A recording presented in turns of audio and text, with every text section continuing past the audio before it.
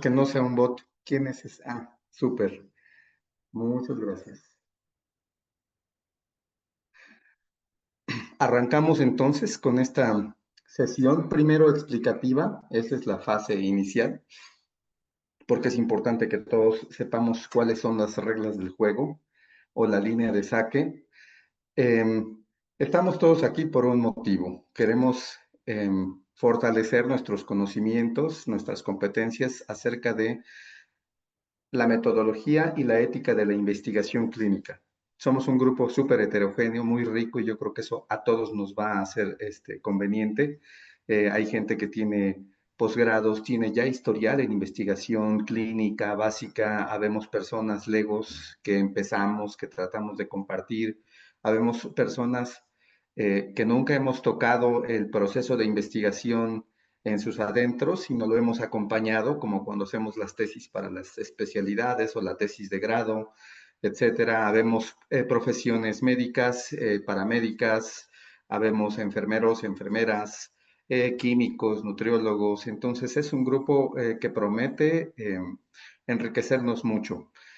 El propósito central de este diplomado es que con la información que ustedes pueden ver en el programa, podamos ir construyendo paso a paso y con toda la lógica y el sentido posible un buen protocolo de investigación que se desprende de una buena pregunta de investigación. Pero bueno, para incorporarnos como alumnos, lo primero, como regla, es que vamos a crear una carpeta personal de documentos. Nuestro chat de WhatsApp va a ser nuestra principal manera de interactuar, de transferirles instrucciones e información. Esta carpeta personal de documentos la tenemos que integrar en nuestra propia computadora y luego ya nada más transferirla a una liga que les vamos a dar del Google Drive del CAIC. Allí es donde se va a ir alojando la carpeta de cada uno de ustedes. ¿En qué consiste esta carpeta? De inicio en tres evidencias. Esas son de arranque. La solicitud de inscripción con firma autógrafa. En un rato les vamos a subir ese documento al chat de WhatsApp. Por eso era importante que todos ya estuvieran dentro del chat. Solicitud de inscripción, criterios de aprobación y compromiso y título de licenciatura. Hay personas con títulos diversos. Lo que importa para la Facultad de Medicina de la UNAM, que es quien avala este diplomado, es que tengamos como mínimo un título de licenciatura en cualquiera de las disciplinas de la atención a la salud. Entonces, ese es el documento que se requiere. Por favor, suban ese. Deben ser en formato PDF. Quiero mostrarles para que conozcan los documentos y si hubiera alguna duda sobre el relleno de estos, de una vez la aclaremos. Voy a pausar la pantalla y mostrarles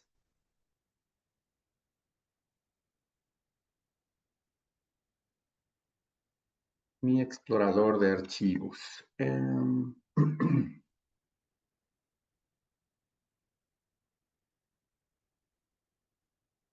Aquí estás.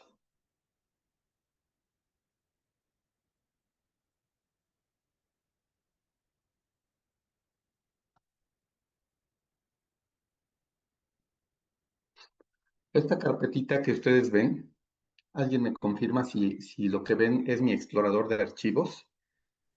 Sí se ve tu Sí, sí se explorador ve. Dice mis documentos para diplomado. Esta es una carpeta ficticia y la carpeta ficticia que voy a copiar en la liga que me proporcionen, desde luego que ahora está vacía. ¿Cuál es la primera evidencia que dijimos que teníamos que integrar a esta carpeta La la solicitud de solicitud. inscripción. de inscripción? Déjenme compartir la pantalla entera para que no nos deje ver. eh,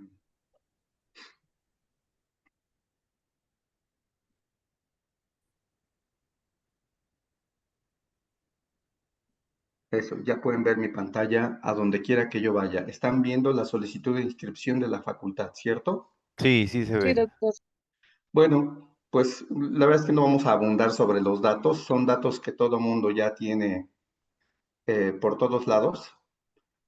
Pero es muy importante que aquí, bueno, si tiene uno un currículum mayor a la licenciatura, lo pueda hacer ver, pero recuerden que el documento de cotejo para este fin es nuestro título de licenciatura.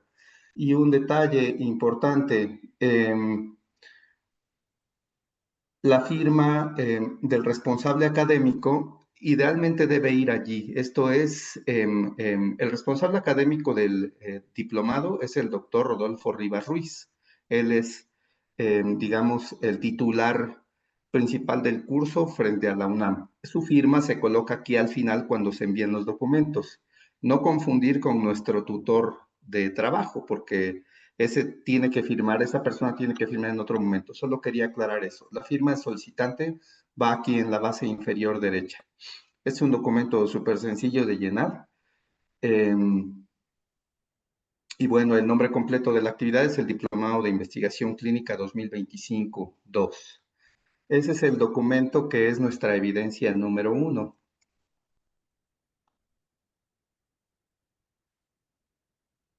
¿Están viendo mi presentación?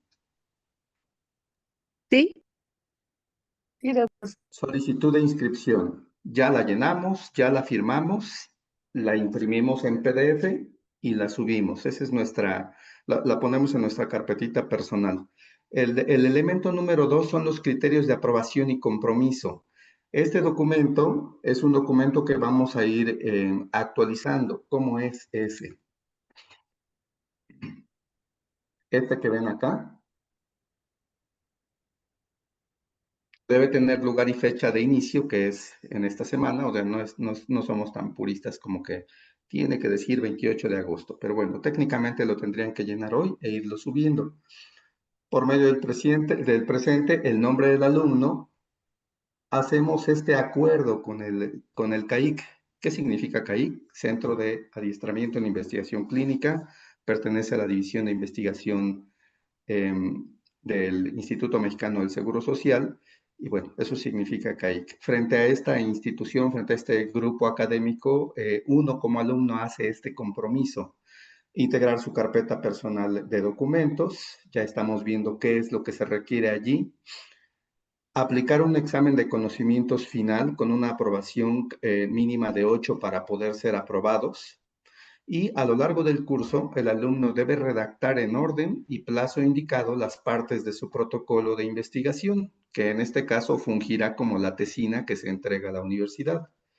Estas partes se irán valorando con fecha y firma autógrafa del tutor local. Por eso es muy importante que cada uno de los inscritos y participantes a partir de hoy tengamos un tutor acompañante, un tutor local, alguien que ya haya recorrido este diplomado y que nos pueda acompañar en la construcción de nuestra tesina, o alguien que esté dedicado a la investigación clínica en nuestra unidad de trabajo, o no necesariamente debe estar adscrito a nuestra unidad de trabajo, pero sí debe tener la formación como para acompañarnos, resolver dudas y ayudarnos a aterrizar toda la información. Este rol del tutor local es muy importante para no quedarnos en el limbo con la información, porque eh, el formato de este diplomado es autogestivo. Como ven, es poco el tiempo que interactuamos cara a cara y servirá para resolver dudas, pero las que surgen en el día a día de la construcción del documento necesitan el apoyo de un tutor. Este diplomado no cuenta con tutorías personales. Quisiéramos, pero si eso fuera así, pues nuestra matrícula sería de 10 o 15 alumnos por ciclo, y en este caso manejamos 10 veces esa matrícula. Así que este es el formato que mejor ha ido funcionando para que esta gran matrícula cumpla su objetivo, que es construir un protocolo de investigación entero. ¿Vamos claros hasta aquí, hasta el punto número 3?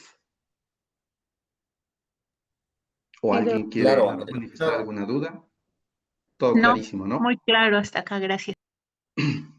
El elemento número 4 es la asistencia a sesiones sincrónicas. Para poder presentar un examen final, se solicitará una asistencia mínima de 80%. A lo largo de las sesiones que tenemos los jueves, se va a publicar en el chat una liga para acceder a un formulario y poner ahí nuestro nombre y responder una pregunta sencilla. Eso es solo para fines de registro. nos ha pasado en otros ciclos, ¿no? Que es como el estrés de, ay, ya ponga la liga porque ya me tengo que salir. La verdad es que entendemos muy bien que este es un horario que muchos apenas lo tienen medido para tomar su clase e ir a continuar con su jornada. Que no les estrese la liga, es decir, sí aparecerá en algún momento de la sesión y se podrá responder, pero la intención es que no se distraigan de la sesión. Se puede publicar al final de la sesión, antes del cierre, se puede publicar al arranque, pero no estén pensando en la liga de asistencia. ¿Por qué? Pues porque ya saben, o pues se los repito, esta clase será grabada. Si bien los que pueden acudir de manera sincrónica, nos referimos a en tiempo real, entre 7:30 y 9 de la mañana para participar en la sesión, hay muchos que no pueden. Entonces, esta clase al quedar grabada, la vamos a preparar para que esté en formato YouTube y ahí en la descripción del video estará la liga de asistencia disponible por 24 horas para que quien no haya podido asistir sincrónicamente, con calma en casa más tarde la revise, se registre su asistencia y pues pueda cumplir con este rubro número 4 sin tanta presión. Lo importante no es la liga de asistencia, ¿no? Sino que vayamos teniendo efecto de lo visto en clase, pues en nuestro propio proyecto. Así que es una recomendación, que no les estrese la liga. Al firmar esta carta compromiso, reconozco que he sido informado sobre los requisitos, lineamientos establecidos y asumo la responsabilidad de cumplir cada uno de ellos. Eso es muy importante y la intención de este documento es traernos a la conciencia del compromiso que se tiene pues en sentido personal o con la institución que nos esté apoyando para que recorramos este programa. El nombre del alumno, firma y fecha, el nombre del tutor, firma y fecha. Es muy importante contar con este. ¿Urge que hoy la hagan y la suban? No urge que hoy la hagan y la suban. Tenemos un par de semanas para que hagan su carpeta y esta esté allí, ya colocada con sus elementos requeridos. La segunda página de este documento, que es criterios de aprobación y carta compromiso del diplomado, como ven, tiene un formato de rúbrica. Lo que tiene cada fila de esta tabla son los pasos que tenemos que ir cubriendo para construir nuestra tesina. Al final, pues es en un cierto orden lógico el ir integrando esos elementos y aquí hay una fecha señalada como la fecha límite para que cuenten con ese elemento y su tutor se los valide. Tomen esto en cuenta. No se trata de que nuestra presentación y marco teórico la estemos redactando en pleno grito del 15 de septiembre, ¿no? Porque entonces, ¿a qué hora nos las revisa el tutor? Entonces hay que tomar esas previsiones para que idealmente, para esa que es una fecha que puede caer en un día aleatorio, sea lunes, sea domingo, a última hora de ese día marcado, ustedes hayan podido ya actualizar este documento. Es el único que van a estar manejando en, en formato editable para que esas firmas se puedan ir pues agregando. O lo otro es que si quieren hacer su impresión PDF y subirla con su primera firma, bueno, para la siguiente fecha sustituyen ese mismo documento vuelto a imprimir en PDF, pero ya con 2 firmas. Y así sucesivamente, este documento tendrá que ir cambiando en su carpeta, ir siendo sustituido. No se trata de ir sumando más documentos. Tenemos que irlo sustituyendo por aquel que ya tiene la firma correspondiente a la etapa del programa en el que vayamos. ¿Estoy siendo claro con esta instrucción? Sí, sí, Y gracias. bueno, como pueden ver, las categorías o las partes son las partes que la mayoría conocemos ya como los elementos que componen un protocolo de investigación. Esas son nuestras 3 evidencias. Les enfatizaba el título de licenciatura, es el documento requerido. Esta carpeta al final va a contener solo 4 evidencias. Esa cuarta evidencia va a ser nuestra tesina ya acabada, firmada en todas sus partes en nuestros criterios de aprobación.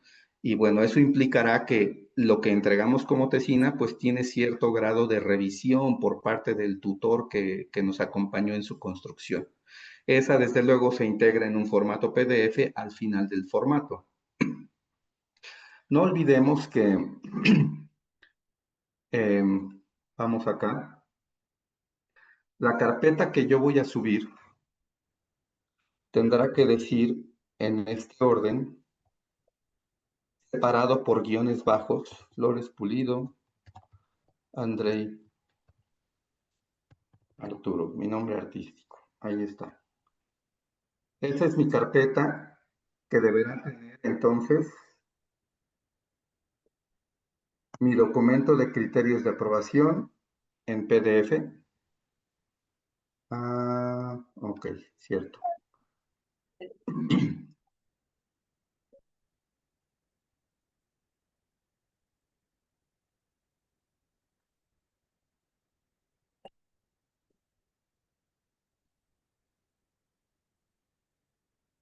Mi solicitud de inscripción, ahí te va. Mis criterios de aprobación. Oh, estoy olvidando un elemento muy importante. Es el del pago, si no cómo, ¿verdad?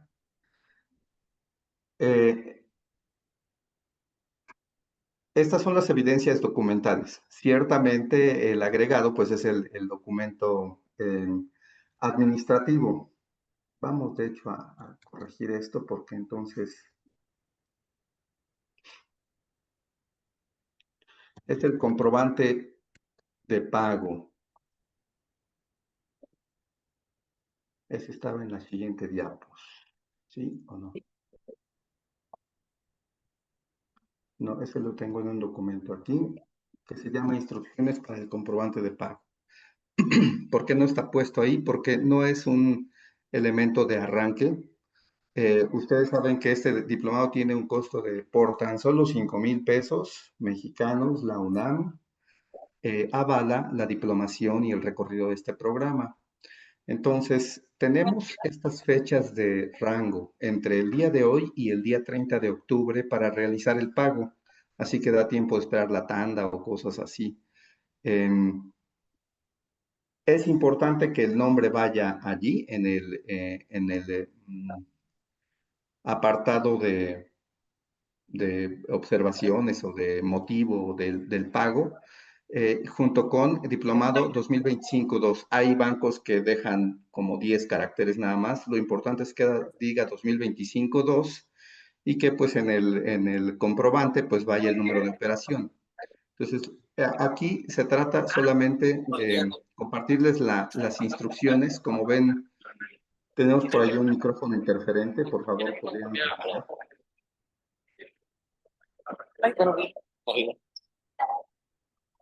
El pago se hace a nombre de Fundación IMSS, que es quien gestiona la transferencia conglomerada a la universidad, quien ya a su vez recibe las carpetas de evidencias que integramos y hace los cotejos para poder validar y diplomar.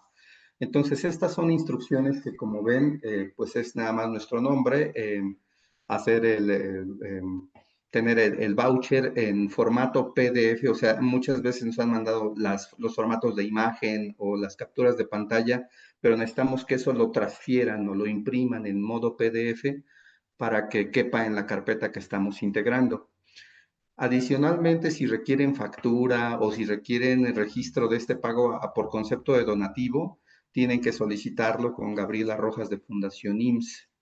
Entonces, hago mi pago, no después del 30 de octubre, y ese pago, si quiero factura, se lo envío a Gabriela Rojas con estos datos adicionales que dice este documento aquí. Si no quiero factura, de todas maneras envío a Gabriela Rojas el comprobante de pago con el nombre completo, porque llevan ahí un registro de que pues el pago está hecho en el periodo adecuado y que no es un recibo pasado, ¿no? Pero ese PDF que yo le mandé a Gabriela Rojas también lo voy a colocar en mi carpeta personal de evidencias. Así que bueno, en lugar, por el momento, en lugar de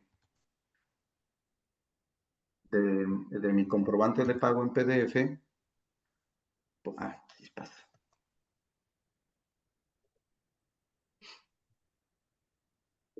Por eso digo que hay que cerrarlo. Y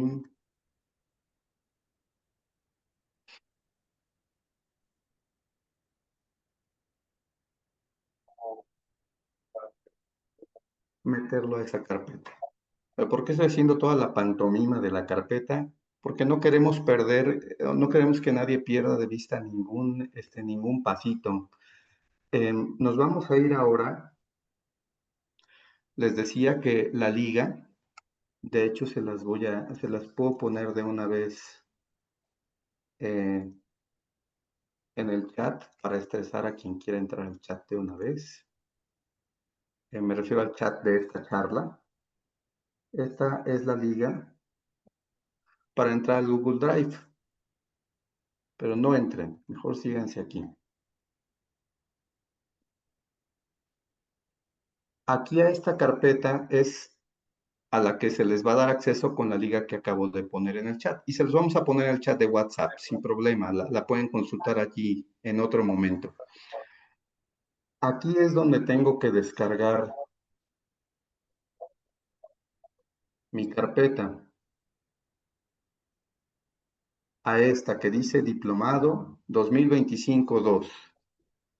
Ya que tiene mis evidencias, bueno, hay otras maneras de construirla, pero pues esa es la que vemos como más sencilla para que todos tengamos en nuestra propia compu nuestros elementos, integremos nuestra carpeta y después la dejemos allí. A lo largo de las semanas tendremos que ir contando con las carpetas de todos. Al final del curso, esas carpetas las podemos alimentar. Yo puedo acceder de manera personal a mi carpeta y estar quitando y poniendo los archivos de acá. Igual que haré con mi PDF de la tesina. No olviden que ahora mismo aparecen en Word porque no hice el ejercicio de llenar y de imprimir en modo PDF. Solo voy a hacer aclaración para que quien vea el video no diga, ah, pues es en Word, la voy a subir en Word. No, es subir esto en formato PDF. ¿De acuerdo?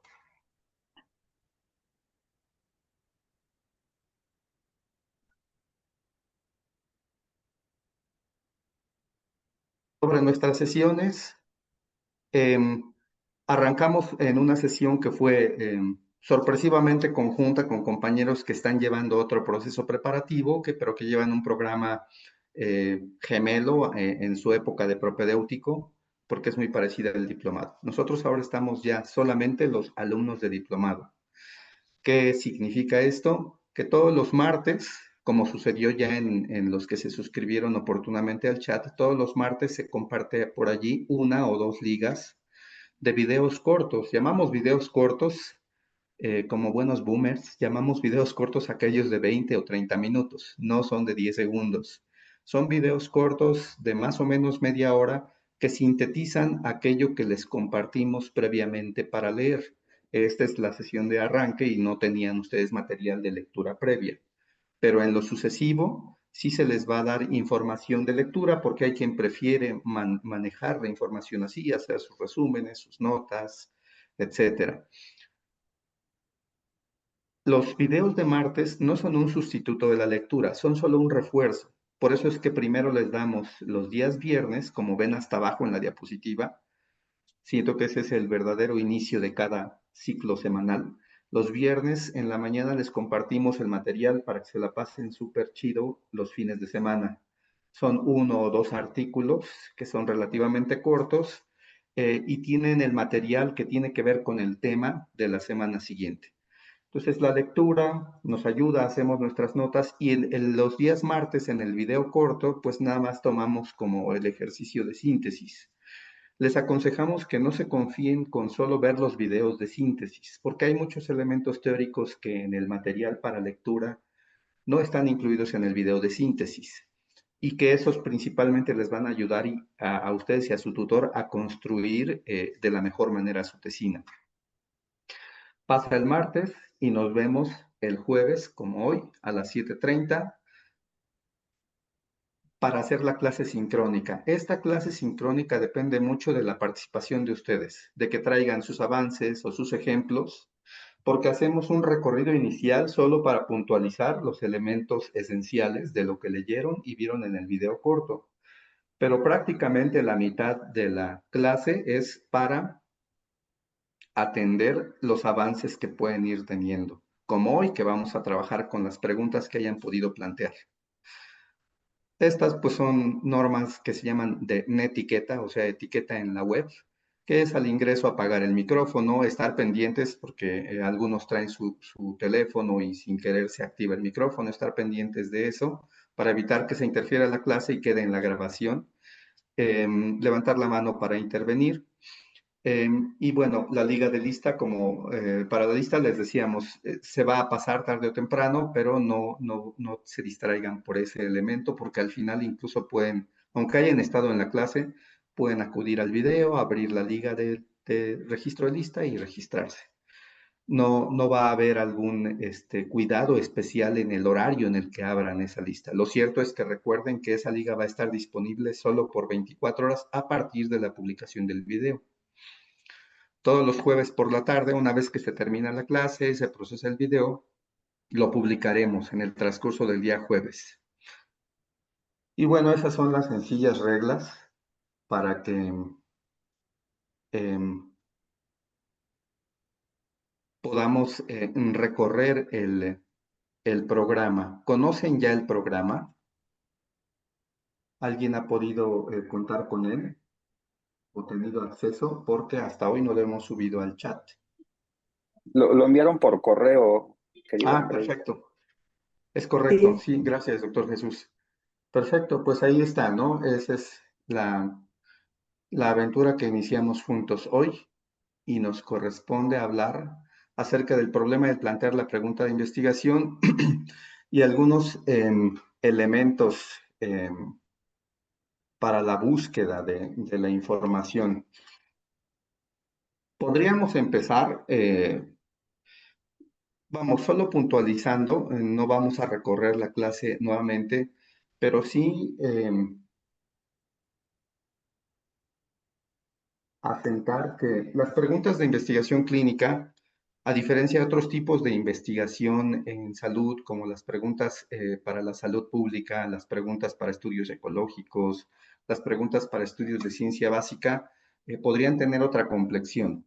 Recuerden que como diplomado de investigación clínica, trata de ubicarnos en el contexto de la vida real y de las decisiones que tomamos frente a las personas a las que servimos dentro de su continuo salud-enfermedad. Entonces, cuando hacemos una pregunta, porque estamos frente a un límite del conocimiento que puede ser personal o puede ser del conocimiento general disponible, pues tendríamos primero que tratar de acotar al sujeto o grupo de estudio. Entre más particularidades estén alrededor de ese grupo de sujetos de interés, pues más refinada y más precisa va a ser la respuesta que encontremos para resolver ese problema, sea acerca del diagnóstico, del tratamiento, del pronóstico, de la utilidad de unas pruebas, de las pruebas diagnósticas o de la misma evolución de las personas. Otra de las recomendaciones para como ingrediente para nuestra pregunta de investigación es que tengamos muy claro el elemento al cual atribuimos el fenómeno que nos está generando la curiosidad. Esto es algún tipo de exposición o intervención, sean factores de riesgo, factores protectores, alguna prueba diagnóstica que nos dé uno u otro tipo de resultado, debe estar también como segundo ingrediente de nuestra pregunta. Y pues en nuestro ejercicio analítico, que es a lo que los invitamos. Pero hay que reconocer aquí que muchas veces el simple hecho de conocer el tamaño de un problema, su magnitud, su composición y describir de la manera más sucinta el fenómeno, pues puede ser la respuesta a nuestra pregunta, es decir, hacer preguntas que se respondan solamente describiendo, ¿no?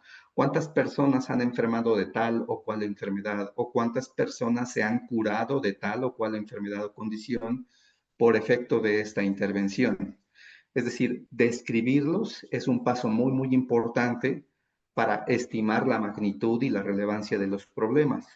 La invitación aquí es que una vez que uno describe cuántos se enfermaron por la exposición a tal factor, preguntarnos después, y los que no enfermaron, ¿por qué no lo hicieron? Si están en el mismo nicho ecológico o tienen las mismas características basales. Es decir, tratar de tender preguntas que vayan más allá del fin descriptivo. Recordemos que estamos frente a una duda de inicio personal y podría ser un elemento ignorado porque uno no ha podido acceder a la información disponible. Entonces, el siguiente paso, bueno, antes de ir a por la información, si es que está disponible, es tener claro el desenlace. Les comentaba yo ahorita, ¿cuántas personas se curaron por efecto de? Es decir, curación, supervivencia, eh, mejora en la calidad de vida, cambios en algún elemento medible de manera reproducible, como la glucosa, como la albúmina, los triglicéridos, podrían ser resultados o desenlaces de relevancia, pero no tendríamos que perder de vista que las mediciones bioquímicas, que desde el punto de vista clínico son subrogadas, o sea, son indicadores indirectos, no siempre necesariamente son elementos que tengan una traducción clínica. Entonces, bueno, ahí es como que se suman a otros elementos clínicos, sean signos o síntomas, o a otros elementos bioquímicos para constituir un desenlace más complejo. No perder de vista que estos ingredientes son los recomendados para tener una pregunta de investigación que sea susceptible de ser respondida porque cuenta con elementos que al ser objetivos, pues tendrían que contar con un respaldo técnico o un respaldo procedimental para poder ser respondidas o medidas, ¿no?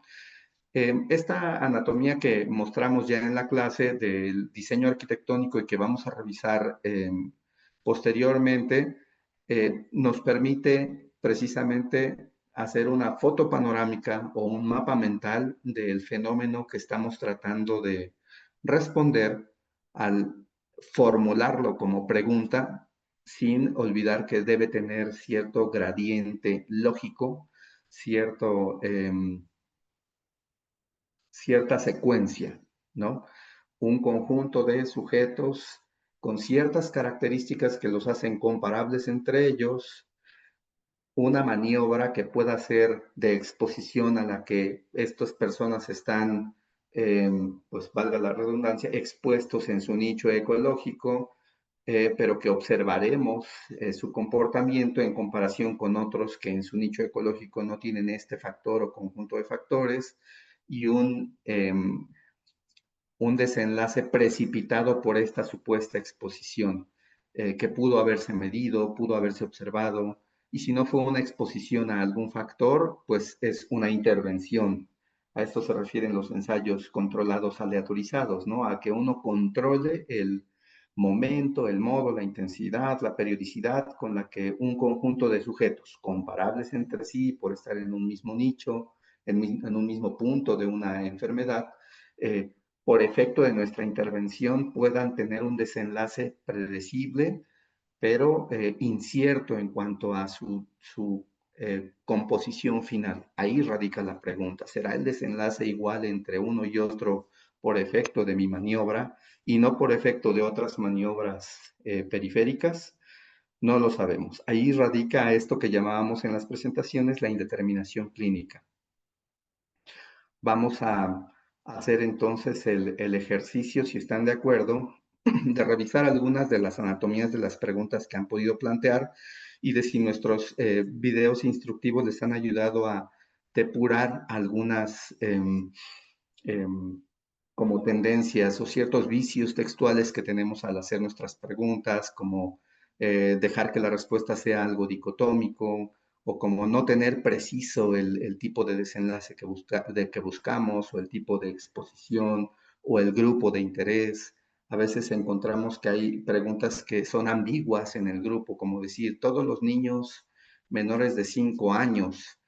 Pero hay que tomar en cuenta que no nos es factible, por efecto de un proyecto de investigación, estudiar a todos los niños menores de 5 años, ¿no? Tendríamos que buscar alguna demarcación geográfica o alguna demarcación física que nos permita hablar de esa población para que la información que encontremos respecto a esta población, otros colegas la tomen como algo verdadero para una población semejante. También de eso va la construcción de conocimiento, que lo que encontremos como muy posiblemente verdadero por estudiar a esta población de nuestro interés, tenga al final un cuerpo de conocimiento que otros puedan aplicar, que es básicamente lo que hacemos en el ejercicio médico, ¿no? Tomar decisiones terapéuticas, diagnósticas, pronósticas con base a lo que otros han publicado acerca de poblaciones semejantes. ¿Cuán creíble es eso o no? Pues ya iremos aprendiendo aquí en la intimidad de esa información qué es lo que la hace muy verdadera o dudosa y nuestra necesidad de reconstruirla o no. Muy bien. En el chat, a ver, vamos a revisar el chat. Sí, bueno, referentes al pago, ok, creo que estas eran dudas. ¿Les parece si cerramos lo relacionado con el problema de investigación y las plataformas de búsqueda? Y reservamos unos minutillos porque parece que sí había en el chat algunas dudas sobre el pago y sobre los envíos, si acaso al terminar la explicación no habían quedado resarcidas. Dice por ahí, Eric, yo no he recibido el correo en el grupo, con el grupo de WhatsApp. Erika Martínez. Bueno, vamos a revisar ese detalle. El recibir la información oportuna dependía del relleno oportuno de los formularios de inscripción que se les dio. De otro modo, es un poco difícil estar como refrescando toda la información en el historial porque ha habido oleadas, digamos, segundas o terceras oleadas, ¿no? Pero súper gracias, doctora Ivonne, por compartir el chat de WhatsApp y creo que en esta plática ya se han asentado los detalles principales. Así que quien no haya tenido oportunidad de acceder al chat de WhatsApp, es su oportunidad de picarle aquí en la liga que nos dio la doctora Ivonne en el chat. Voy a compartirles ahora. Vamos a trabajar con pantalla negra y vamos a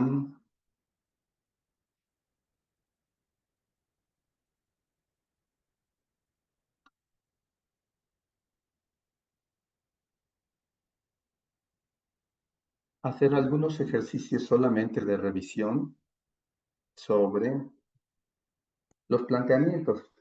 ¿Cómo les ha ido con los planteamientos?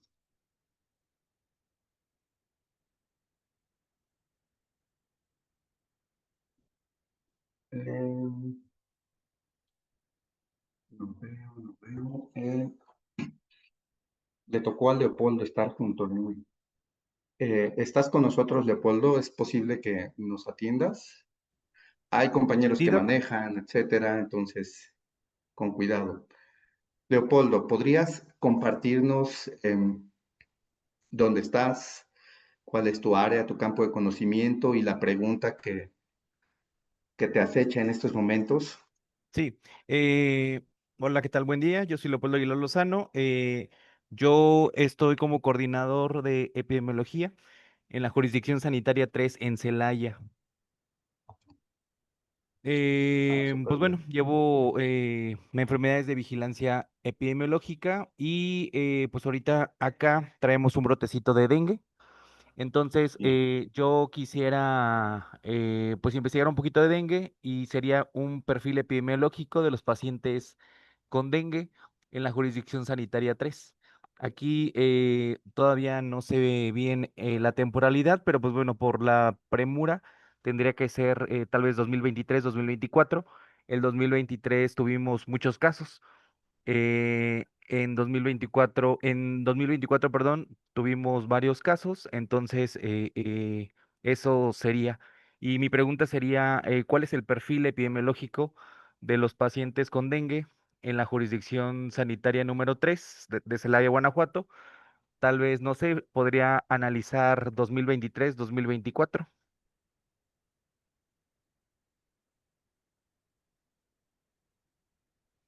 Bien, creo que capté la mayoría de tus elementos, ¿verdad? Te Sí, hablaste del perfil epidemiológico y de pacientes con dengue en una jurisdicción sanitaria específica 3 en de Celaya. Guanajuato. Ujú. Bien. En las tesis de pregrado, se nos hace mucho énfasis en poner el lugar, el hospital, el nombre completito del hospital, si se puede con CURP, del nombre del nombre que ostenta el hospital, y el periodo. En la investigación documental es muy importante y bueno, ciertamente en ciertos perfiles epidemiológicos, pues se sabe que a lo largo de la línea del tiempo puede haber variabilidad. En investigación clínica, cuando uno trata de encontrar respuestas sobre el comportamiento de un conjunto de sujetos en una línea de causalidad, podría perder relevancia para fines de estudiar el fenómeno de causalidad, el marco temporal.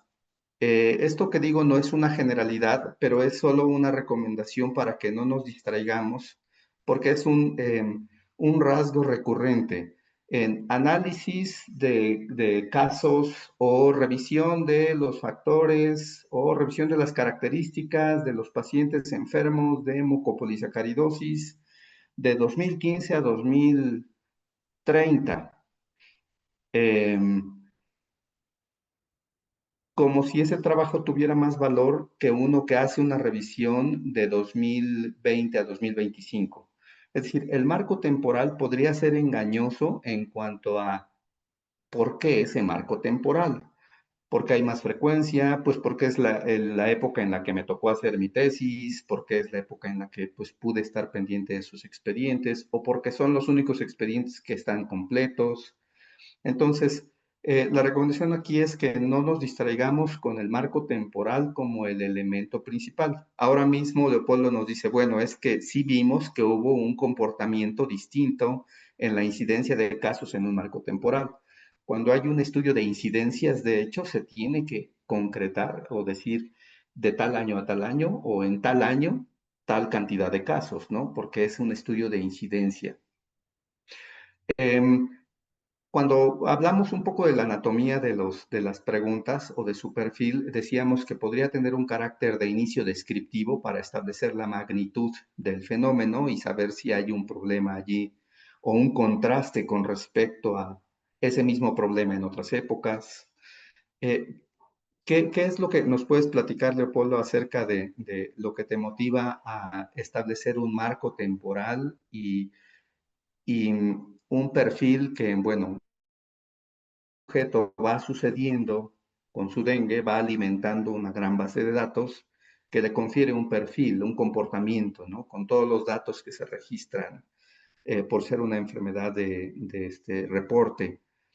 Eh, ¿Qué te lleva a tener esa duda de que no se conoce el perfil o que se quisiera conocer del perfil como con una intención descriptiva de inicio o si hay alguna inquietud analítica en cuanto a que como hubo un comportamiento distinto, quizá haya factores o elementos de interacción habitual con el sujeto que ahora tienen otro comportamiento? Sí. ¿Qué dudas hay un poco más allá del perfil, doctor? Aquí generalmente es para pues dirigir todas las acciones de prevención y de control. Ejemplo, ¿no? Se me ocurre si son niños, tal vez podríamos hacer pláticas en escuelas, no sé, escuelas libres de criaderos. Generalmente es para dirigir todas las acciones que yo tengo que realizar, que orientar. Otra, por ejemplo, hay la nebulización. A final de cuentas, ahorita los recursos son escasos, no todo es nebulización, entonces tenemos que trabajar mucho con la prevención, ¿no? No llega el dinero suficiente para todas esas acciones. Entonces, tal vez saber si son trabajadores, cuáles son las colonias donde están esas empresas, donde viven, porque a final de cuentas se pudieran haber contagiado en su campo laboral, van a su casa y si existe el vector, pues puede haber ahí transmisión. Claro, contagio y propagación, ¿no? Y Sí, a veces son impredecibles o sorprendentes los motivos. claro. Ok, si tratamos de como darle orden de mención a estos ingredientes que decíamos, el estado basal o el grupo de interés, ¿cuál sería? Todos los pacientes con dengue, alguno en particular, por ejemplo, si el enfoque sería, pues como son principalmente de edad escolar, pues queremos ver en la edad escolar qué está pasando con el dengue. ¿Hay alguna acotación que quieras hacer o es toda aquella persona que llegó con la infección, el diagnóstico de infección por dengue o el tipo de Es dengue? Sí, tal vez sería todas las personas que llegaron a las instituciones. Yo tengo la facilidad de que toda la jurisdicción, IMSS, ISSSTE, Secretaría de Salud y todos los servicios tengo acceso. Entonces, algo que sería muy importante, que sean registrados como caso en la plataforma federal. Y desde ella se nos deja ver que a lo mejor haya personas que no alcanzan a registrarse, ¿no? Sobre todo Sí, las que no se sienten tan mal, pero que pueden ser fuente de contagio para otros que al contagiarse sí se pongan muy mal. correcto. Pero vamos, el primer asomo es todos aquellos que tengamos contenidos en nuestro sistema de registro oficial. Sí, En los acrónimos de búsqueda está este acrónimo también muy popular que es el PICO, que podría adquirir complexión de PECO o de PIES, dependiendo es de intervención, recordémoslo, ¿no? Y está casi siempre relacionado. No es que sean requisitos, los acrónimos solo son guías para ayudarnos a ordenar el pensamiento. Entonces, la I de intervenciones para tratamientos, es decir, estudios en los que nosotros experimentemos interviniendo o no en el fenómeno que estemos estudiando. Y bueno, se configuraría como PECO en caso de exposición a un factor de riesgo, factor protector en algún momento de la historia natural de una enfermedad. em, Como decir, exponerse a la ingesta prolongada de ultraprocesados o exponerse a periodos largos de sedentarismo o exponerse a aguas residuales o a etcétera, ¿no? Es decir, son situaciones que uno no controla, que uno solo observa, em, que forman parte del fenómeno causal por la información con la que se cuenta o por sospecha clínica de uno. O sea, la exposición a este factor eh, podría estar modificando el resultado y entonces pues trataré de comparar contra los no expuestos a este factor u otros que en el estudio de este factor pueda yo darme cuenta que son los que están en realidad dándole forma al fenómeno y lo que yo pensaba que era eh, lo veremos en la clase de causalidad, lo que yo pensaba que era usar luz de noche les genera alteración en la evolución de la agudeza visual, pues no era la luz de noche, sino el que otra persona alrededor sí la requiriera, pero porque tenía miopía y pues entonces genéticamente hay una transmisión de la miopía y no es la luz de noche. Estoy ahorita un poco especulando con esto, pero lo aclararemos en la clase de causalidad. Pero me refiero a que nuestra intención de estudiar un factor al que se expone una población porque suponemos y tenemos información suficiente para creer que esto es un elemento importante, puede que descubramos que hay otros elementos que no estaban en nuestro radar y que tenemos que incorporar a nuestro entendimiento de la causalidad y a nuestra planeación de la intervención, por ejemplo, aquí como el dengue, ¿no? A lo mejor el estado nutricional puede interferir en que uno manifieste dengue o no. El tener acceso a transporte puede interferir en que uno acuda o no a atenderse su dengue. No lo sé. Em, ¿Cómo es que podríamos poner los elementos que nos compartes de tu pregunta, Leopoldo, en estos términos, como una intervención o como una vigilancia o estudio de aquellos factores a los que podrían estar expuestos o no expuestos, como para, sea que tengan dengue o que tengan alguna forma clínica de dengue diferenciado en cuanto a si es grave o no, o alguna complicación del dengue, o aquellos que tienen factores relacionados con que les va muy bien o factores relacionados con que les va muy mal. Ayúdanos a construir a reconstruir esta pregunta, ¿no? Que de inicio era, yo solo quiero saber cuál es el perfil epidemiológico. O sea, Sí, quiero esa mantel de datos. ajá, pues bueno, podríamos utilizar la clasificación clínica, dengue no grave, dengue con signos de alarma y dengue grave. Generalmente, dengue con signos de alarma y dengue grave, pues ya es cuando tienen alguna complicación más allá. Ya no es un dengue no grave que es llevadero, que es ambulatorio y que se trata en casa. Entonces, eso podría ser. La otra también, las colonias, ¿no? A final de cuentas, hay colonias que no tienen tantos criaderos, entonces ese podría ser otro factor, ¿no? Eh, Colonias que sí cumplen con que no tienen criaderos o tienen los menores criaderos posibles. eh, También, por ejemplo, acá en Celaya hay una colonia donde tuvimos algunos casos y, y a lo que se dedicaban. Ellos eran en una manzana, eran pepenadores, entonces pues obviamente ahí juntaban PET, juntaban demás cosas y pues eran criaderos a final de cuentas. Ok, todos estos que nos comentas son entonces elementos a los que involuntariamente están quizá expuestos, ¿no? Y que podrían hacerlos en algún momento en comparación con aquellos no expuestos a vivir cerca de esa demarcación, por ejemplo, eh, pues tener o cuadros recurrentes o estar expuestos a formas que están asociadas a gravedad, ¿no? Si es que esto no ha sido descrito.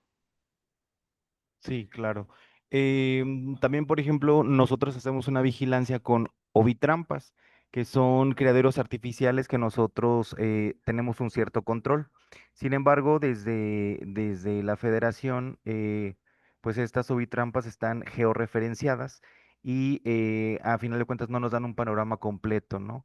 Entonces, esas ovitrampas nada más están establecidas en puntos que nos indican desde nivel federal y pues bueno, quedan sin vigilancia algunas zonas de la ciudad. Hay puntos ciegos en esa red, ¿no? Claro, Y no se ha movido esa red de acuerdo no se actualiza quizá en los puntos estratégicos y puede haber un sesgo de detección, ¿no? exacto, claro, Hay más criaderos de repente ya en otro sector de nuestra jurisdicción. claro. Claro, y probablemente sea parte de las preguntas que uno tiene que hacerse, ¿no? Si el sistema de vigilancia de comportamiento de los mosquitos es un factor que pueda estar condicionando un incremento en la prevalencia o en la incidencia, en este caso, en un marco temporal de formas graves, ¿no? O formas graves que no afectaban ciertas edades, ahora las están afectando. Cuando hace uno preguntas de tipo causalidad en procesos, sobre todo infecciosos, a veces puede haber cierta inestabilidad en el fenómeno en cuanto a que si uno estudia solamente al hospedero, en este caso, o al potencial enfermo, em, podría estar perdiendo de vista los cambios y la dinámica y la adaptación que tengan los microorganismos, ¿no? Como agente causal. Entonces, una recomendación que se hace en investigación clínica también es que se pueda atender este tipo de fenómenos por planos, ¿no? Porque la atención y el grado, la cantidad de información que se encuentra en la biología del microorganismo merece suficiente eso, esfuerzo, recurso y atención, porque tiene cambios que no siempre están ligados al hospedero, al potencialmente enfermo, y el potencialmente enfermo tiene también otros cambios. Entonces, uno a veces en una sola pregunta quisiera responder todos los factores que tienen relación con la presencia de un incremento en el número de casos de dengue grave, por decirlo. Pero de repente son más factores virales y no necesariamente factores del sujeto expuesto, o son factores ambientales, logísticos o de atención o de sanitarismo y que no obedecen al sujeto en sí ni al virus, sino al proceso, al medio en donde interactúan estos dos elementos, ¿no? O a las coinfecciones. Entonces, es tremendo el campo y aquí corremos el riesgo de caer en esto que se llama el TDAH del investigador, término acuñado por nuestro maestro el doctor Rivas, que es quiere estudiar todo y responder todo en una sola pregunta. De ahí la recomendación de decir exactamente qué de este fenómeno te interesa, en qué tipo de personas, con qué características y para cuál resultado.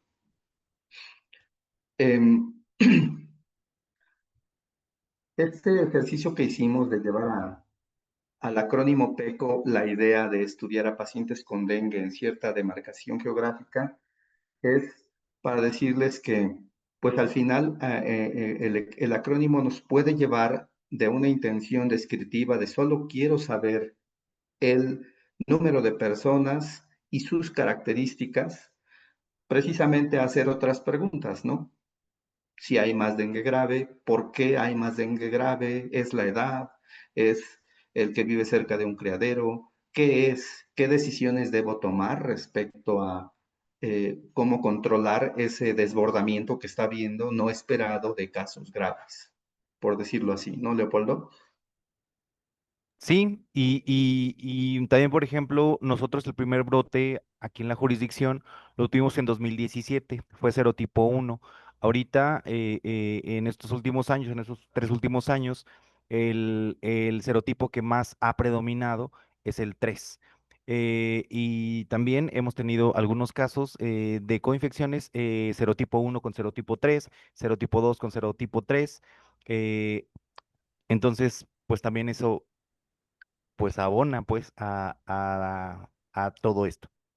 Podría irse buscando, ¿no? Alguna fuerza de asociación entre esos cambios que está habiendo y el motivo, o que eso sean parte del motivo por el que hay más casos graves. Y sobre todo hacernos percatarnos de si es algo en lo que podríamos intervenir o no, porque de repente y la virulencia no puede uno intervenirla, no puedes modificar el genoma de ese virus en sí. Sin embargo, bueno, pues puedes tomar otras estrategias preventivas, incluso, bueno, la inmunización, ¿no? Que está teniendo eh, vías de desarrollo todavía desafiantes para dengue, ¿no? Precisamente por esta variabilidad. Gracias, Leopoldo. Yo creo que es muy instructivo el hecho de ir de una pregunta de intención descriptiva a tratar de buscar esta población es así, así la caracterizamos, este es su perfil epidemiológico y brincara, ¿y por qué es así? Nos quedábamos con este ejercicio de hacer la pregunta y de decir, ok, o sea, probablemente no es como que yo con esta pregunta tenga que ir a hacer un protocolo de investigación, más bien tengo que ir a por la información en donde suele estar y ver si ya hay una respuesta a mi pregunta, ver si es el serotipo, ver si es la exposición, si son los criaderos, si es el confinamiento lo que está explicándome este incremento en las formas graves de dengue o en la muerte por dengue. Gaby Tapia, por favor, doctora. Hola, buenos días. Hola. Este, bueno, Estoy tratando de redactar la pregunta y tengo una redacción para ver si los elementos que usted ha explicado. Otro ejercicio. Ajá, exacto. Está bien. Vamos a pasar a otro ejercicio en un momento. Solo vamos a hacer esta breve pausa con tu intervención, Gaby, si me permites. Solo para recordar que hay otros elementos que nos ayudan a darle sentido lógico, explicativo y sobre todo justificación al hecho de estudiar esto. La relevancia o la importancia que tenga responder estas preguntas puede ser de carácter mundial, de carácter nacional, de carácter regional, de carácter particular, si se trata de algún caso específico, conjunto de casos, en el caso de enfermedades raras, por ejemplo. Eh, y es parte de lo que tenemos que reflexionar alrededor de una pregunta. No tendría que ser una ocurrencia efímera, ¿no? O una ocurrencia repentina. Tenemos que argumentar.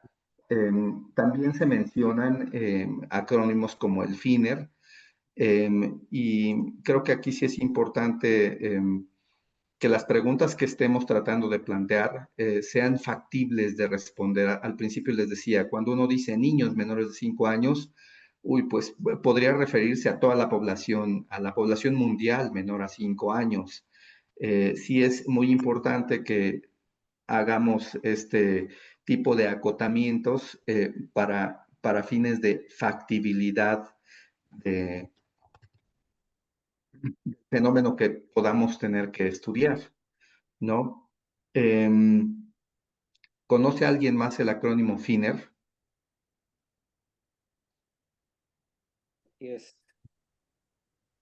Lo mencionó en su presentación: factible, interesante, necesario, ético y relevante. Y uno de repente en la introspección podría decir, bueno, veo aquí en mi medio que es factible, se cuenta con los recursos, hay reactivos, hay elementos, hay logística, hay personal, hay una población que necesita esa respuesta. eh, y tenemos que ser capaces de sintetizar esa información en modo de argumentos para acompañar nuestro planteamiento. El que sea interesante tiene que ir, rebasar el discurso de, bueno, es que para mí es muy interesante, a mí me fascina el estudio de las enfermedades raras, pero es un argumento que no tendría que limitarse al interés personal, ¿no? Sino que hay un interés de carácter científico, institucional, que acompañe la argumentación del planteamiento del problema. Ahora mismo Leopoldo nos hablaba de, pues, no solo que es factible, sino obligatorio para su área el tener una explicación más clara de por qué está cambiando la epidemiología del dengue, ¿no? Por lo tanto, bueno, más allá de que sea interesante como fenómeno microbiológico o infectológico o epidemiológico, es ahí que radica pues, la necesidad de estudiarlo, el que no hacerlo, a pesar de tener factibilidad de estudiarlo, de tener consecuencias por desenlaces adversos, no lo hagamos, pues no sería ético, ¿no? Entonces habría que argumentar en esos términos. Habrá un apartado en este diplomado sobre qué hace ético el proyecto y bueno, más allá de que el proyecto y el modo en el que intentemos responder la pregunta tenga un trasfondo ético y se haga de manera ética para con los participantes de la investigación, o también debe tener un propósito ético, ¿no? Ese resultado o respuesta final que tengamos debe tener un sentido ético en su aplicación. Y bueno, en cuanto a la relevancia, decíamos que pues, puede uno tomar referencias geográficas o referencias en términos de el impacto que el impacto resultante de una intervención planeada desde la respuesta a esta pregunta. Si encontramos que un factor, un tratamiento, una prueba diagnóstica pueden llevarnos a un mejor desenlace más corto, más económico, menos doloroso, más efectivo para la población que atendemos, pues ahí la relevancia. Todos estos elementos tienen que estar en el contexto del planteamiento de nuestra pregunta, porque después ya hablaremos de la justificación, ¿no? Ahora sí, si están de acuerdo, vamos a revisar este segundo ejercicio que nos va a proponer Gaby. Antes de que le echemos un vistazo, porque creo que hay información suficiente en el video de síntesis, a las plataformas de búsqueda. La mayoría de las que les pusimos allí tienen como menos un modo gratuito de acceder a información. Sabemos que nada es gratis y que de repente entre que compartamos nuestros datos personales y nos den acceso a cierta cantidad de información, a veces es suficiente. Pero a veces pues tiene uno que pagar por modos premium o ciertas suscripciones, etcétera, o ciertas membresías para ir a por información un poco más profunda. Pero bueno, lo que quisimos ahí es hacerles un listado de recomendaciones para que ustedes exploren las plataformas. Cada uno tiene su feeling y su conexión con ciertas plataformas. Hay quien prefiere epistemónicos en lugar de Cochrane, hay quien prefiere Google Scholar en lugar de PubMed como herramienta de búsqueda inicial, hay quien ya no se sale de Web of Science. Entonces, lo importante es saber que todas esas ventanas están disponibles en la Wide World Web. Entonces, hagamos este ejercicio si están de acuerdo con Gaby, por favor, y le echamos un vistazo final a las plataformas de búsqueda y algunas recomendaciones. Gaby, listo. Ok, bueno, nosotros estamos interesados aquí de realizar el proyecto, de poder, la pregunta que estamos planteando es, ¿cuál es la prevalencia y la genotipificación del virus de papiloma humano en mujeres atendidas en el Hospital Regional de Especialidad de Oaxaca? ¿Por qué no se hace esta prueba aquí? Se desconoce y en este hospital, que es de tercer nivel, vienen de todo el estado, mujeres que ya tienen alguna lesión cervicuterina y nosotros estamos interesados porque pues puede mejorar el tratamiento, depende de si tienen de alto o bajo riesgo. También dar pláticas al saber de qué edad, aquí se atienden a partir de los 18 años, si ya tienen alguna lesión y también darle prioridad a los lugares de acuerdo a la genotipificación que se encuentra en el estado. Porque supongamos, si se encuentra en una región del Istmo, el genotipo 18, 16, más prevalente que en la sierra, pues empezar con esas campañas de vacunación para las jovencitas, debido a que existe una prevalencia importante de un genotipo de alto riesgo en esa región del Istmo. No se conoce y no tenemos esos datos en las mujeres de aquí de Oaxaca. Entonces, consideramos que es importante para poder realizar campañas, pláticas, boletines y así como también prioridad de vacunación en las regiones donde presenten los genotipos de alto riesgo.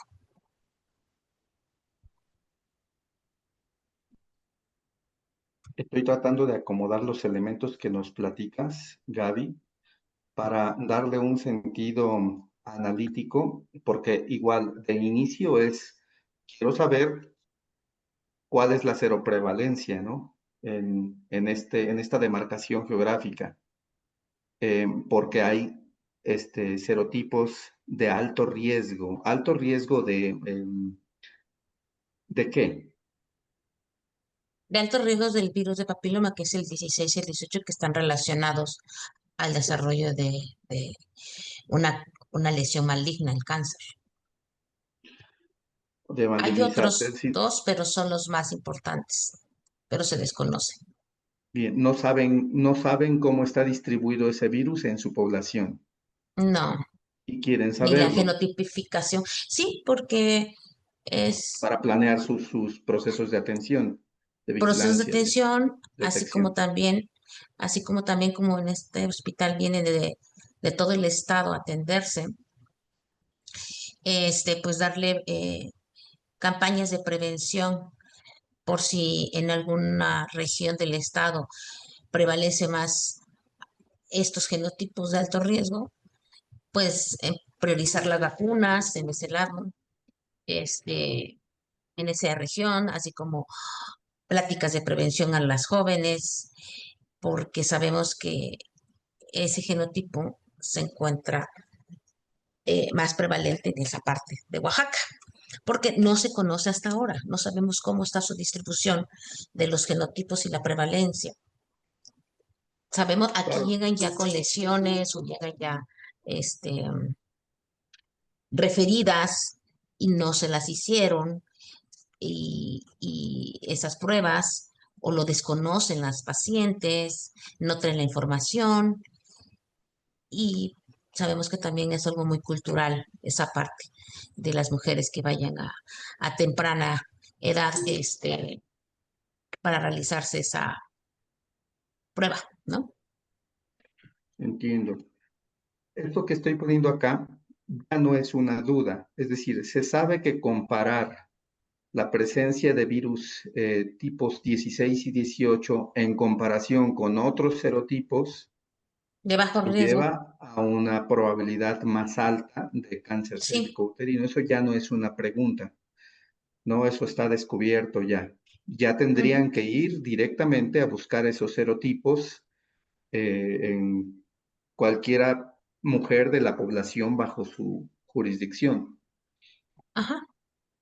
Por eso estoy poniendo que cuál es la prevalencia y la genotipificación, porque sabemos que hay virus, que hay cáncer cervicuterino, pero Claro, no sabemos la genotipificación ni la prevalencia que hay en el estado, en las diferentes regiones. Y es claro. importante conocerla para la prevención, ya sea de pláticas y vacuna, y que ya está la vacuna para eh, pues aplicarla en esas regiones de más alto riesgo, las que están expuestas porque ya existen ahí los genotipos, ¿no? Entonces, pues atender más esa parte, ¿no? Porque es lo que se quisiera, pero como se desconoce, ¿Se ha podido definir, doctora Gaby, si el 100% de las personas con este serotipo desarrollan sí, cáncer cervicouterino en una sí, ventana de tiempo? O sea, es así. No hay sí. otros serotipos que Hay otros, generen. pero los más importantes son el 16 y el 18. Hay otros de bajo riesgo y hay otros de alto riesgo, pero no hay bueno, aquí se desconocen, pero hay publicaciones en otras partes del mundo o en México también hay otros estudios, pero los más importantes es el 16 y el 18. Em, la genotipificación que nosotros pensamos hacer es molecular y va a depender mucho de cuántos genotipos, los más importantes, se puedan identificar, entre ellos los de alto riesgo. Y, y tener ese conocimiento de estas pacientes pues ya tienen un genotipo y pues por lo tanto sus parejas también, por lo tanto si sus parejas tienen otras parejas pues se va diseminando y es importante saberlo Claro, para es estas todo un campañas. fenómeno y toca Ujú. planos sociales, planos Sí, microbiológicos, planos hormonales, planos personales de la mujer que pudiera padecer este tipo de infecciones. Pero vamos, estoy intentando como llevar esto al campo de lo clínico porque los estudios de nicho ecológico o epidemiológicos justo parten de eso, ¿no? Decir, ¿de qué tamaño es el problema? Ah, pues hay que decir cuántos hay en nuestra población Voy a y almacén así, ¿no? cómo Tu están chat, si no, distribuidos en una demarcación geográfica para planificar nuestra aproximación y pues estar en vigilancia y en seguimiento de estos casos.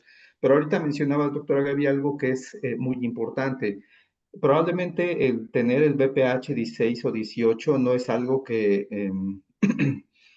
vamos, es una condición que ya tendrían estas personas objeto de estudio.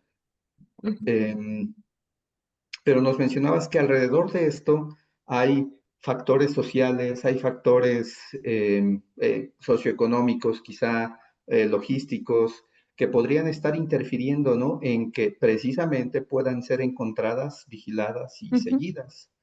Ah, Y que al claro, final eso pueda detonarse en la detección oportuna y su resolución o en que se les encuentre ya en una etapa de cáncer sin solución.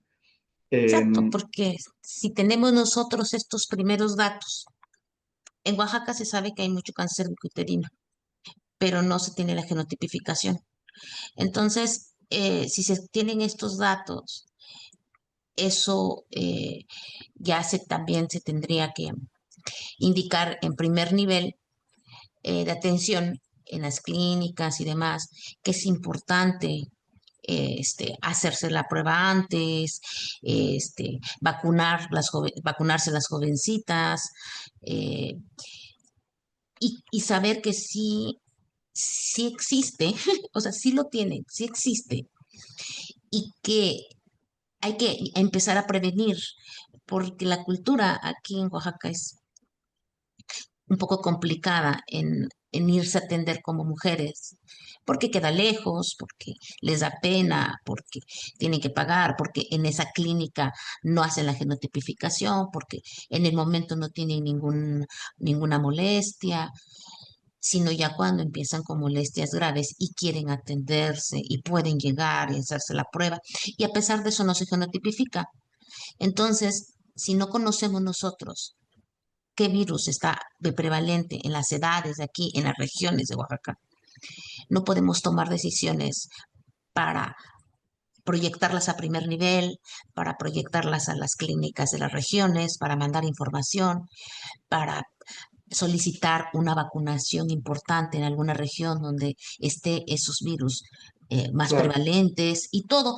Y como no tenemos, focalizar la atención. ujú, Sí, Gaby, voy a acotar un poco la participación para que aterricemos.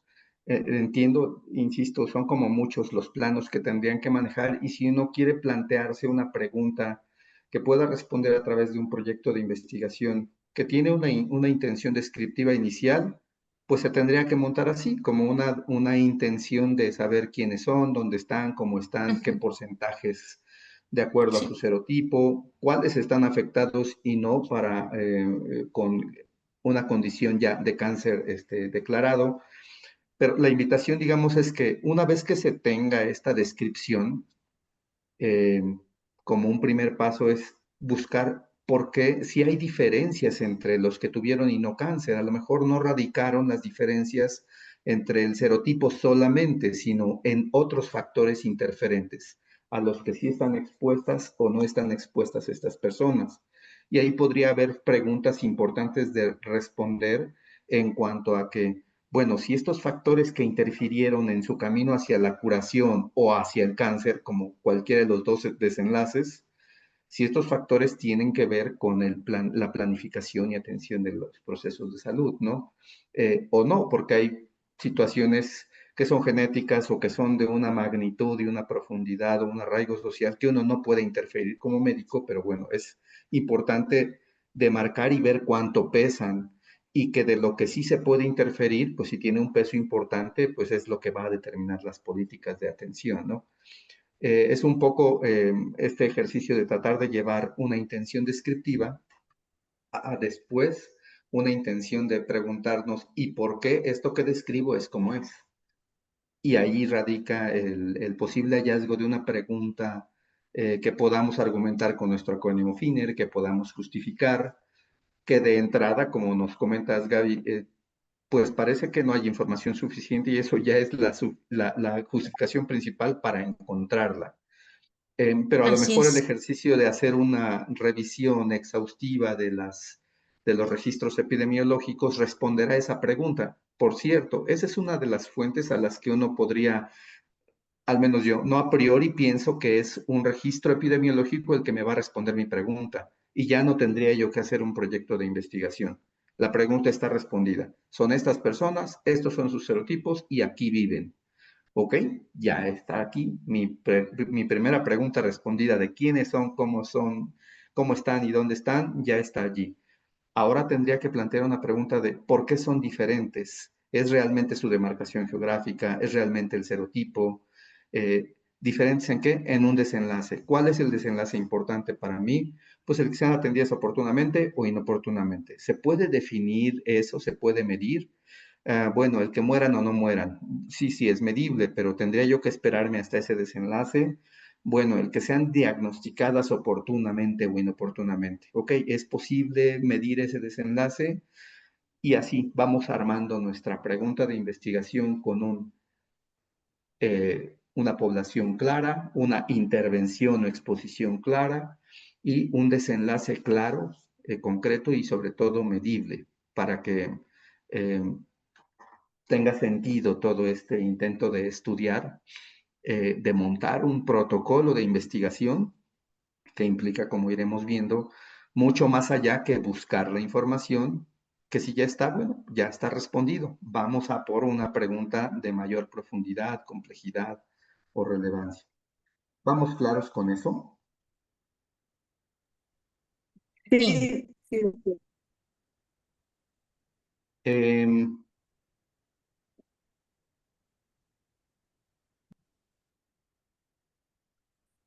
este es el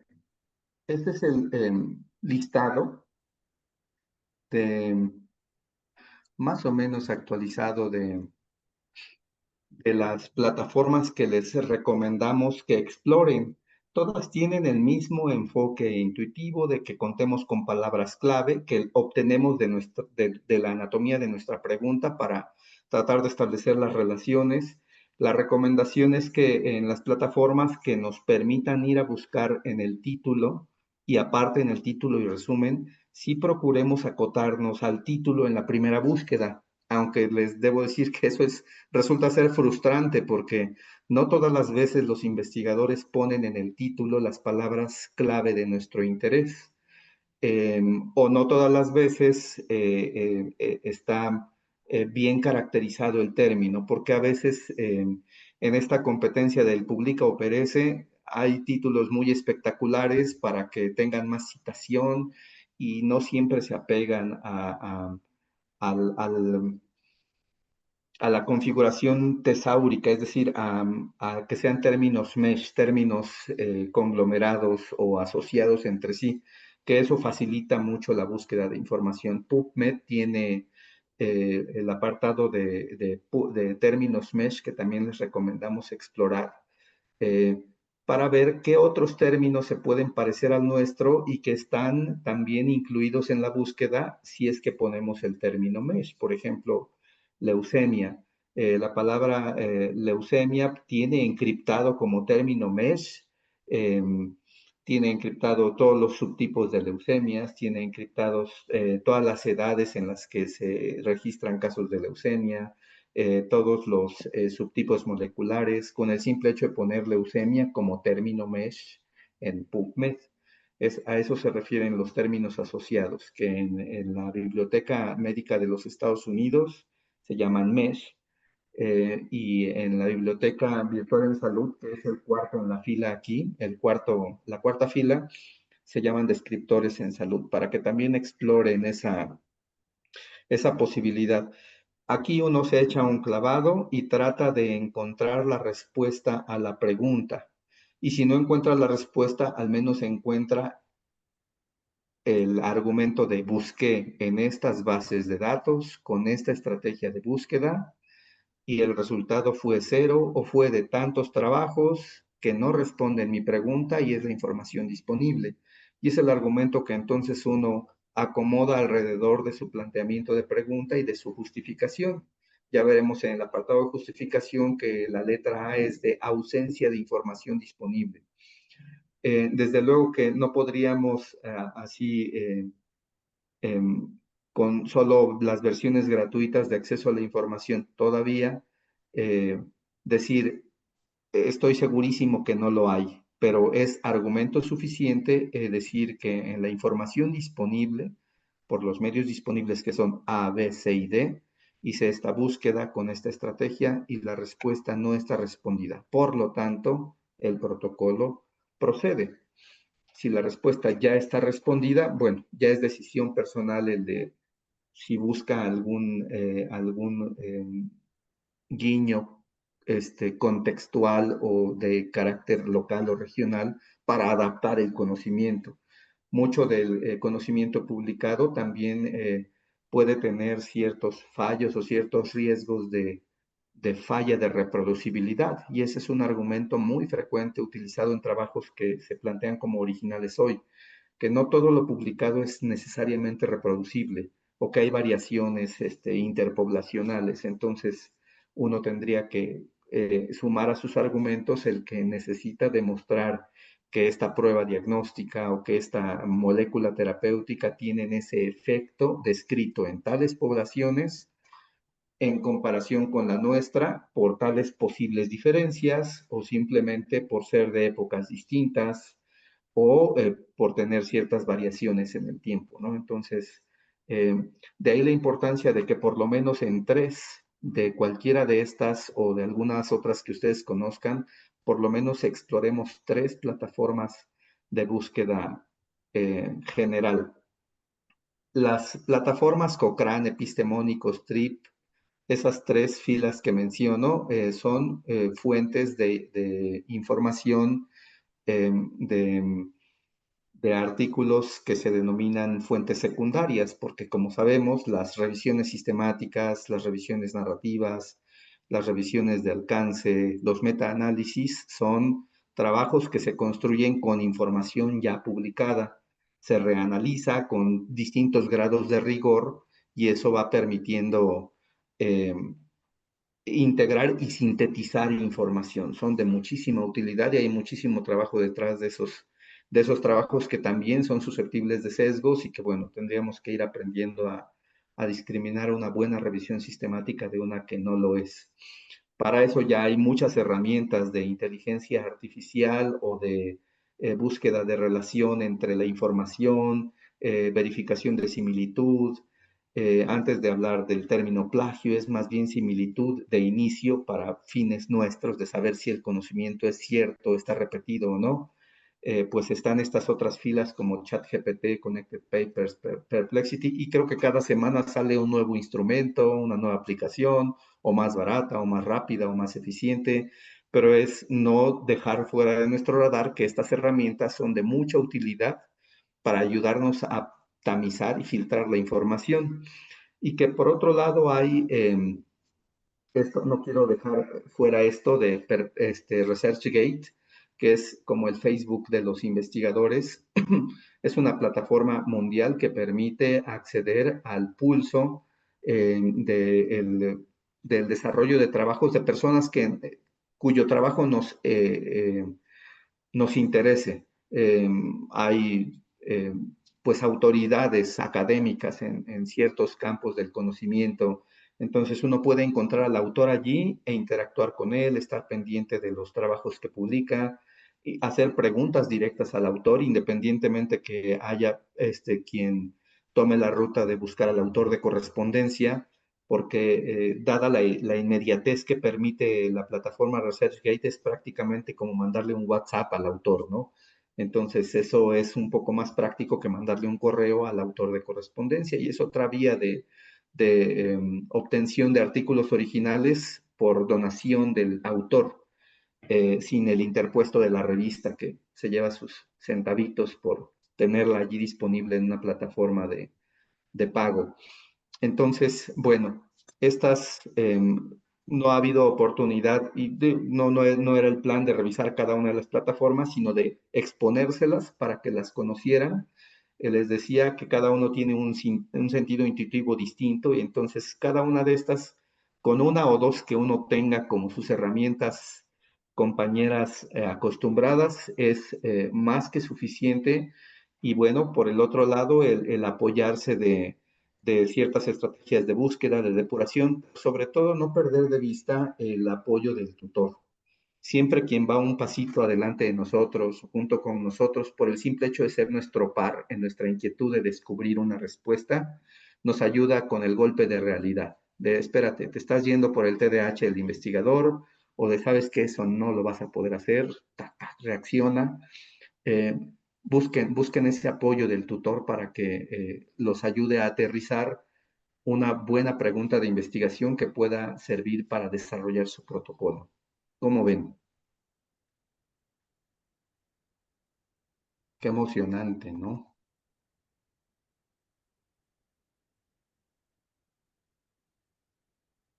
estoy ahorita copiando, solo para que lo tome de aquí quien lo quiera tomar en estos últimos 2 minutos. La liga de asistencia. Esta liga de asistencia es un Google Forms, conocido por todos también, y consta de poner el nombre de uno, el nombre completo, y responder una pregunta aleatoria que puede tener que ver o no con alguna sesión pasada o con la sesión previa o con lo que discutimos el día de hoy. Esto un poco para medir, pues, si se pescó ese dato, que puede ser solo un dato curioso o si puede ser un dato de los que tomamos para elaborar el examen de conocimientos finales. Dejemos este último minuto para que quienes hayan respondido ya su asistencia nos den alguna opinión o retroalimentación, y en su defecto, bueno, pues cerraríamos ya la sesión. ¿Algún comentario de cierre?